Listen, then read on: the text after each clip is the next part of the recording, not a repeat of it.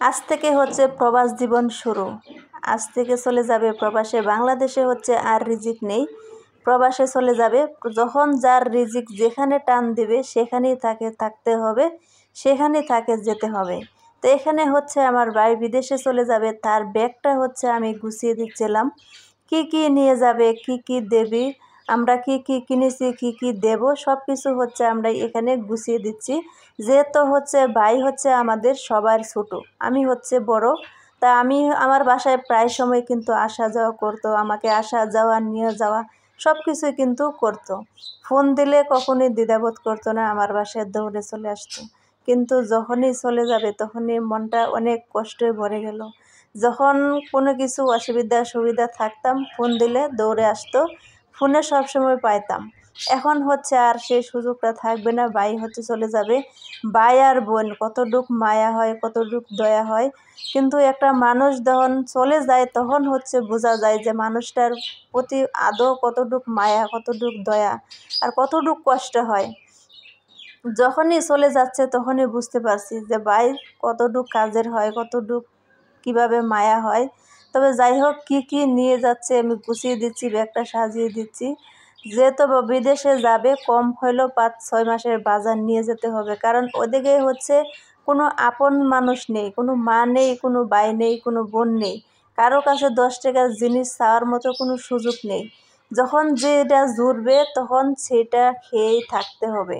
থাকলে পড়বে, না থাকলে কিন্তু না খেয়েই পড়তে পারে। হয়তো কোম্পানি ভালোও হতে পারে, আবার খারাপও হতে পারে, তার কোনো গ্যারান্টি নেই। কপালে যা আছে তাই মেনে নিতে হবে।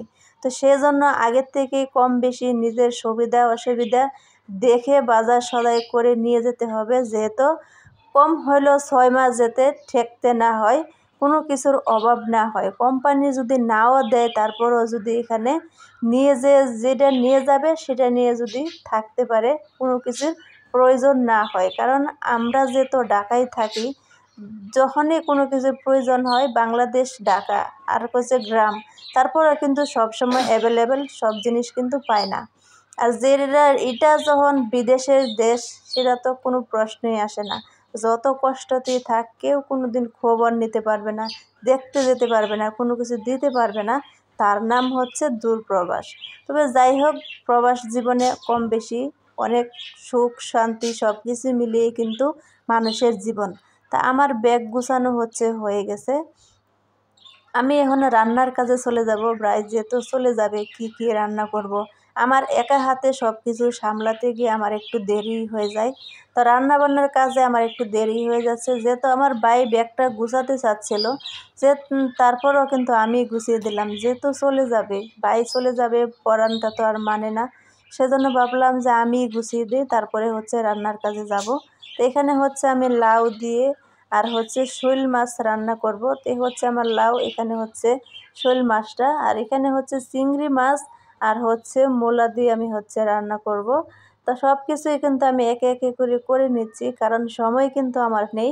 আমাকে বিদায় দিতে হবে প্রায় 3টা বাজে। তো আমার কিন্তু 3টা বাজে খাওয়া দাওয়া করে রান্না করে সব কিছু করে বিদায় দিতে আমার একটু দেরি হয়ে যাবে আমার মনে হচ্ছে। সেজন্য আমি সব কিছুই একটু তাড়াহুড়োর মধ্যেই আমি রান্না করে নিলাম। আস্তে আস্তে করে মাংসটা যে আমি রান্না করেছি সেটা আমি আপনাদেরকে দেখাতে পারিনি, কারণ একে একে করে এক চুলার মধ্যে একটা দিয়ে আমি তাড়াহুড়া করে কিন্তু আমি রান্না করে নিয়েছি। তা সেজন্য আমি দেখাতে পারিনি, তার জন্য আমি দুঃখিত। তা আমার ভিডিওটা কে কোথা থেকে দেখেন, ইউটিউব চ্যানেল থেকে দেখে থাকলে সবাই সাবস্ক্রাইব করে দিবেন। এখানে হচ্ছে খাওয়া দাওয়া শুরু করে দিয়েছে। সবার ছোটোই রয়ে গেল, যা খুশি তাই করে বাটির মধ্যে কিন্তু খেতে বসে পড়লো। এ হচ্ছে আমার বিদায়ের পালা।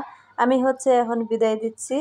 সবাই দোয়া করবেন, যে যার যেখানে বিদেশে মাটিতে থাকে সবাই দোয়া করবেন। বিদেশে যারা থাকে তাদের জন্য, তারা হচ্ছে প্রবাস জীবন, তাদের কোনো আপন মানুষ কেউ থাকে না, তাদের কষ্ট বোঝার মতন কোনো মানুষ থাকে না। তো সবার জন্য সবাই দোয়া করবেন।